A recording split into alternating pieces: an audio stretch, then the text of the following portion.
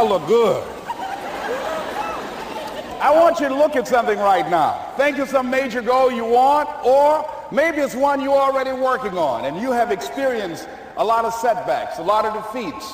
You've experienced a lot of disappointment. Maybe you've already given up. And maybe you just need a little fire, a little encouragement to get back in the game again. Here's what I want you to look at. There are winners, and there are losers, and there are people who have not discovered how to win. And all they need is some coaching. All they need is some help and assistance, just a little support. All they need is some insight or a different strategy, a plan of action to make some adjustments that will open up the key to a whole new future for them, that will give them access to the unlimited power that they have within themselves. That's all that they need. So what I want you to do is think about something you want for you, that's real for you, that's important for you, that will give your life some special meaning and power. And I don't even want you to say, I can do that. I don't want you to assume that. See, 5 years ago when I started out in this area, I would not have been able to make the mental leap that I would be up to where I am right now. I don't want you to begin to just psych yourself out. No. I want you to be able to say something to yourself that will enable you to maintain a level of integrity with yourself. That when you say this, even when you face tremendous setbacks, it will be a benchmark to keep you in the game, to keep you moving forward and experimenting and readjusting your strategy and your plan of action, continuously looking for ways to win. So what is that something? When you got an idea you want to move on, you might not have the money, you might not have the education, you might not have the support or the resources you need. What is that something that can keep us going, that will enable us to act on our dream? What's one of those keys that will begin to help us to discover the secrets to our dream? Here's what I want you to repeat after me, please, with power and conviction. Say, it's possible. It's possible. That's all I want you to do when you look at your dream. Just say to yourself every day, it's possible. Just say that every day to yourself, it's possible. Because what does that do? See, it begins to change your belief system. See, the way in which we operate, ladies and gentlemen, it's a manifestation of what we believe, what's possible for us. Whatever you've done up to this point, all that it really is a duplication, it's a reproduction of what you believe subconsciously that you deserve and what's possible for your life. Most people operate out of their personal history, out of their memory, things they've done, things they've experienced, things they've seen, things that they have observed. What I'm suggesting that you operate out of a larger vision of yourself. I want you to see yourself doing what you want to do, experiencing what you want to experience, having what you want to have, doing what it is that gives your life some meaning and value. Operate out of your imagination, not your memory. Because whenever you look at where you want to go, I'm wanting to warn you, you will have some conversation back here after you go through the data that you've experienced in life saying you can't do it. And so what you want to begin to do is ignore that inner conversation. Well, most people, ladies and gentlemen, when something happens to them, what they do is they begin to believe that that's the way it is. That's the way it's always been. And they can't see the possibility of it being any different. Example, before April 1954, the common belief, the universal belief, because it had been tried again and again and again and people had failed, the belief was that man was not physically capable of breaking the 4-minute barrier, that he could not run a mile in less than 4 minutes. That was the belief on the planet. It had never been done. But here's what happened, ladies and gentlemen. Roger Bannister came along, and he broke the 4-minute barrier. Now here's what's significant about that. Since that time, up to this day, over 20,000 people have done it, including high school kids. What changed? 20,000 people, what changed? Here's what happened when they got on the track. They knew it had been done. And because they knew it had been done, there was a new belief about this barrier, about this goal that was unreachable. And those 20,000 people got in a race believing, knowing in their heart that someone had done it, that it's possible, that they could do it. And I'm saying that if you know anybody that had some goal, some dream, something they wanted to do, and they did it, then I'm saying that you know in your heart that if someone has done it, then you can do it. It's possible. And that if someone can make their dream become a reality, that it's possible that you can make your dream become reality. And so as you begin to look at where you want to go, beginning to embrace that, it's possible. I'm blessed and highly favored. I've got a lot going for me. I got some good stuff in me. And it's possible that I can bring my greatness out here in the universe. That I can do what I want to do. It's possible I can write my own book. I can have my own business. I can take the trip and travel around the world. It's possible. I can bounce back from adversity and reinvent my life. It's possible. Regardless of where I am, the things can get better for me. It's possible. I'm thinking about two men right here in Chicago who were fairly successful, similar background, educated. They worked for a corporation for many years, and they were among many people that were laid off. Two guys who were very good friends. One went out looking for a job for several weeks along with the other one, and they faced disappointment and rejection again and again and again. They couldn't find any work, which is the story of many people across this country. One guy stopped. He became discouraged. He stopped going. He stayed home looking at television, became very argumentative and toxic with his wife, drinking beer, getting on the phone, talking to his other negative, unemployed friends. And he just gave up. The other guy kept looking for a job everywhere he could go. Every time he could get an opportunity, kept asking people, networking, checking the newspapers every day. Kept going everywhere he could, trying to find a job. You have too much education. You're overqualified. You won't be here long enough. He kept going. He kept going. He went to a place and said, look here, I tell you what, if you can't hire me, and I know you can use my talents, abilities, and skills, I don't want to sit home and do nothing. Just let me do some volunteer work. You don't have to give me anything, all right? I just want to work. I want to be busy. Guy said, okay, it's on you now, but don't expect me to give you anything. It's okay. This guy came in and worked. He was the first one there. The last one to leave was the best employee there. About 4 weeks later, one of the top managers quit. They were looking for a replacement. Guess who they selected? This other guy. This guy who was volunteering his time. He got the job. What was the difference between the two men? Eyesight and mindsight. Eyesight is judging on what you see.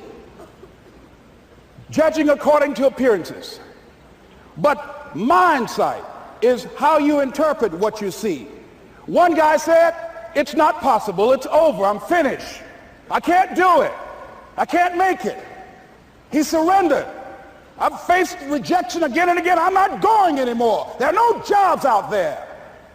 But this other guy, he felt that in spite of the no's and rejections, in spite of how bad the economy is, in spite of what the newspapers are saying, that it's possible that somebody somewhere will give me a job. He just kept going, thinking it was possible. And guess what, ladies and gentlemen? That's what we have to do with our dreams. Because things happen to you in life that you can never, ever anticipate. And many times when those things happen, you want to give up. I remember when I was in broadcasting, when I was a disc jockey, I became very controversial, not only being a disc jockey, but I felt that radio was something that you not only entertain people with, but you also empower them, you educate them. And I got fired. I didn't just leave, they fired me. That was a shock. I said, wait a minute. They took my microphone. I thought that was who I was. No, ladies and gentlemen, it wasn't. I had to do something else. And I didn't know what else I could do. See, here's what I'm looking at. What are the uses for your life right now that you haven't even reached for yet? See, I believe that when you don't have enough encouragement to act on your dreams or ideas, or you're not enlightened enough, that life will act on you. See, life had moved on me and said, Les Brown, you have outgrown this. It's time for you to do something else. Well, I wasn't enlightened enough. I organized some disc jockeys and got my job back. So they had to fire me again. I got fired twice. Here's what I did. I had to think of something else. And so a guy suggested to me, he said, Les, why don't you run for office? I said, man, I've never run for office. I've never known anything about how to operate in the political arena. I've heard encourage people to register to vote and get out to vote, but I don't know anything about politics. He said, neither do the people who run for office all the time.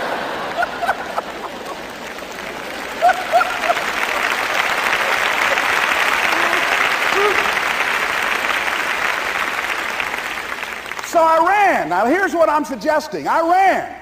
You got to do what you can where you are with what you have. I didn't have any money. I didn't know anything about the political process. I didn't even have any support. But here's what the guy told me. It's possible you could win. That's all I had. I was running against an endorsed candidate. He was an incumbent. He had the newspaper support, all of the leadership in the community, and I was challenging this guy. So I had a saying when I was on radio, stand up for what you believe in because you can fall for anything. And I would go door to door. I have my kids on one side of the street. I would be on the other, and I'd knock on doors. Hello, my name is Les Brown. Tell everybody I'm still standing. They get on the phone. Child, Les Brown was to my house today. You know the boy on the radio with the big mouth? Yeah, they fired him, honey. Say he's still standing. See, I'm saying just keep moving. Don't start feeling sorry for yourself. Don't spend time blaming and talking about what happened to you. See, whatever you talk about, that's what you multiply and expand in your life experience. So don't talk about stuff unless you want it to keep on happening to you, all right? So I got in that kind of action.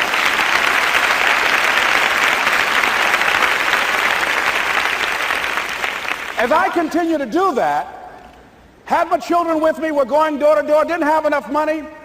Eventually, we got close to the election and something happened that really surprised me. Guys who I thought were going to either support me or stay out of it, various powerful community leaders, they became involved in it and they endorsed my opponent.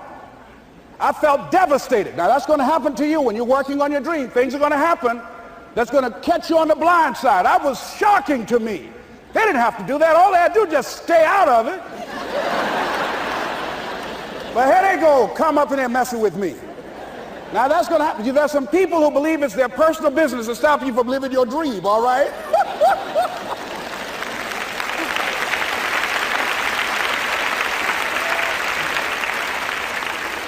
But I didn't deal with that. You want to make your dream come true, you got to stay focused. Some people rather get even than get ahead. Stay focused on where you want to go. I just kept on doing what I was supposed to do. And so I was driving to the radio station. My opponent had over $20,000. I had less than $800. As I was in the radio station, the guy said, "You're going to make a commercial?" I said, "Yes." He said, "It better be a good one because that money can't go pretty far here." And I sat there in the middle control room and I was thinking. And here's what happens when you get still. Stuff will start coming. Something said, call your mama. You used to talk about your mother on the air all the time. Ask her to say a few words for you. That'll be a different kind of political spot. So I called my mama, and I had a gospel record playing in the background.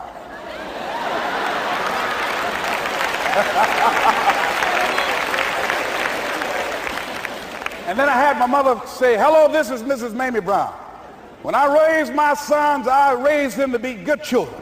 When they got out of hand, I beat their behind and made them go right. Please vote for my son. He's a good boy."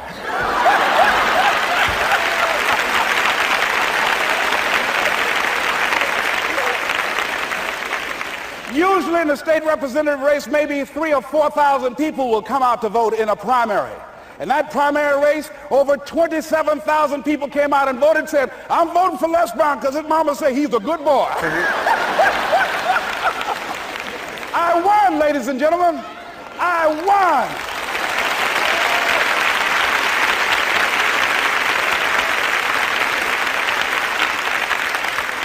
So you've got to be willing to stay focused, to be creative, to be relentless, because things are going to happen to you when you're working on your dream, when you get on track. I remember when I first got involved in speaking, one of the main things that speakers like to do is speak to a certain association that they have over 10,000 of their sales reps that come to this convention.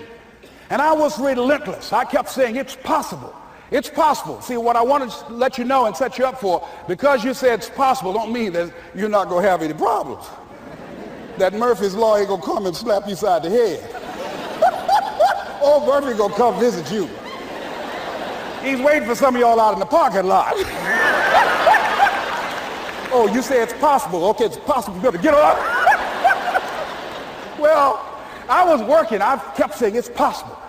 They got other speakers on this program. I can be on that program too. I kept selling myself. I got all fired up. And I was calling them every day. And the lady finally said, Mr. Brown, I tell you what, we want you to come in and talk to our sales executives. You got the kind of fire and guts that they want, that will motivate them. And let me tell you something else. We want you to bring your motivational tapes. You're going to need at least $50,000 worth of tapes. I said, is that right? Yes, because they want to keep that drive alive. I said, all right. I called the guy who duplicates my tapes. I said, Don, how you doing? This is Les. Let me tell you, I got a major speaking engagement. I said, man, it's a speaker's dream. I need over $50,000 worth of product. He said, Les, you don't have that kind of credit. I said, I know, but Don, I can sell that. Just right after speaking engagement, I'll give you your money in 4 days. He said, are you sure, Les? I said, yes, man, I got a major speaking engagement, and they told me to do it. He said, man, that's a big order. Let me talk with the lady with you. I said, hold on just a minute, man. Call the lady back. Hello, Evelyn, how you doing? This is Les Brown. I got Don on the phone. What did you say? Do I have the speaking engagement? Yes, you do. And what else you suggest? Les, our people, they buy a lot of tapes. Your tapes are very popular among them. I'm saying bring at least $50,000 worth of tapes, Les. You'll sell everything you got and more. I said, did you hear that, Don? He said, yes. I said, now, if anybody else has to make a decision, are you the final person? She said, I'm the final person. I will send you the contract. I want you. I said, you hear that, Don? He said, yes. I said, oh, ye of little faith. I said, duplicate the tapes, man. Hung the phone up. Well, he duplicated the tapes. 1 week came by. I'm checking the mail every day. No contract. I said, come on, Murphy, don't start nothing, man. Come on. Come on, man, give me a break. Come on, you know, this ain't fair. Come on, man. Give your boy a break. Come on. I talked to myself, you know. I didn't want to call him right now. 2 weeks passed by. Murphy said, don't you think you ought to call him? I said, okay. I called. I said, hello, this is Les Brown calling. How you doing, Les? I said, fine. I said, Evelyn hasn't sent my contract out yet. Any additional information you need? So, Les, you haven't heard? I said, no. I said, Evelyn died. I said, she died? I said, did she say anything about me?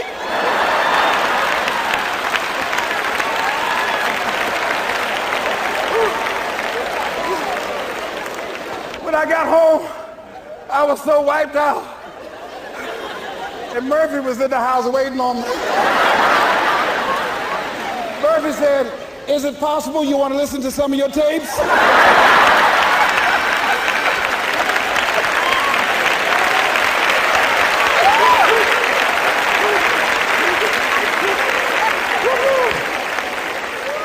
But ladies and gentlemen, here's what I had to do. I had to begin to focus on what was the solution. That this was not the only place that I'll be able to sell those products. And as I began to challenge myself and got some help and support and some other input, I eventually did. It took longer, but it was challenging. But I did it. Repeat after me, please. No matter how bad it is, or how bad it gets, I'm going to make it. I'm going to make it. Shake somebody's hand on your right and left and say, you got that right.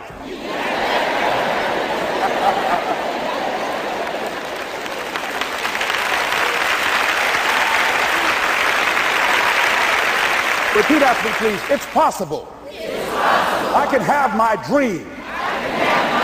I can get what I want. I must be creative. And never give up.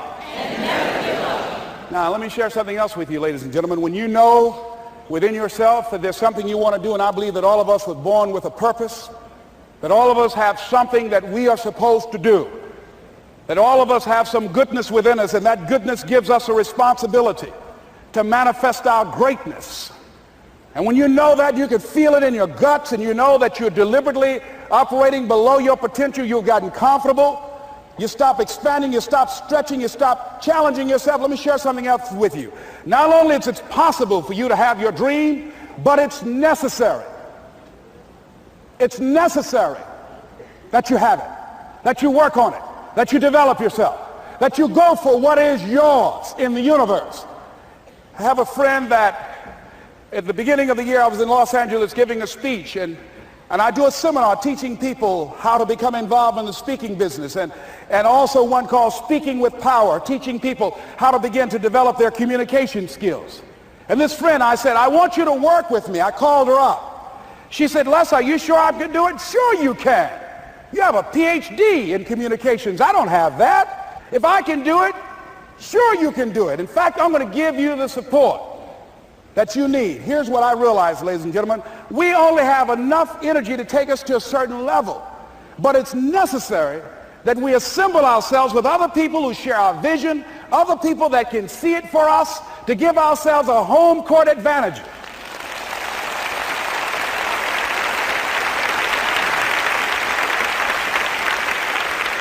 So it's necessary that you seek out other people who think like you, who are growing, who have decided that they are not satisfied with where they are. See, I don't believe that necessity is the mother of invention. No, necessity, in my opinion, is not the mother of invention.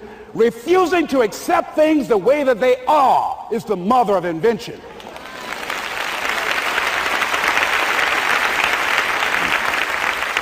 When you decide, I'm not going to settle for this, this is not going to be it for my life, I deserve more than this.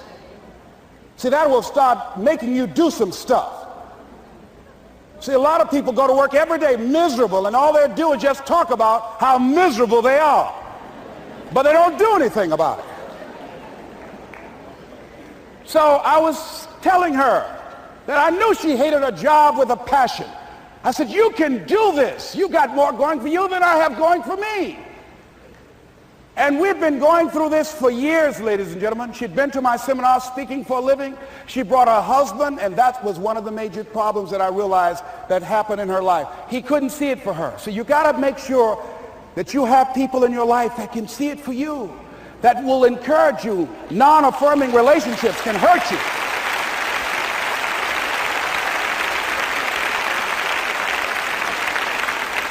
And I talked to him. I said, you know, I don't have anything to do with your marriage. He said, you and I are good friends, and she and I are good friends. And I'm not taking sides. I said, but if you can't see it for her, don't tell her that. Just give her some support. What if you're wrong?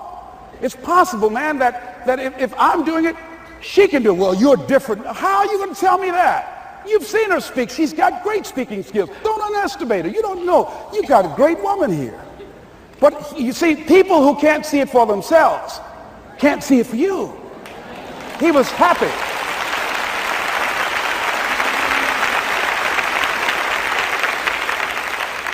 So I said, will you do it with me? I said, I'm going to give you the support you need. You can't do it by yourself. I will stand with you. She said, you will? I said, yes. I'm going to make you a part of my seminar. You'll do a part of it, and I'll do a part of it. Speaking with power. She said, okay. 3 days later, ladies and gentlemen, I got an emergency call at my office. It was from her husband. He called and said, tell Les Brown that Marion is dead.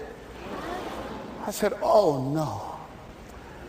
When I was flying there to go to the funeral, and I remember the last time that I saw her, and I had some of her papers that I had gotten inadvertently confused with mine, and I took them home. And I was searching through these papers to do one of her works. She was a prolific writer. And what got me, what was so sad that made me begin to cry, was that there were poems that she had started that were profound poems, great thoughts, that she didn't complete. Plays that she had started that she didn't complete. See, that poem was given to her. I can't finish that for her, nor can you. That play, whatever the outcome that she had envisioned, that she had imagined, was given to her. Only her. And she's the channel that was going to come through. You are here, and you are the vessel, you are the outlet for the universe, that you've been selected. There's something for you to do. I believe all of us have some purpose for being here. And as I was going to the funeral, and I was reading a newspaper that said that millions of people are dying because of what they're eating, talking about their diet. And I'm sure that it was Marion talking to me, whispering, saying, Les, the next time you speak, say that even more are dying because of what's eating them.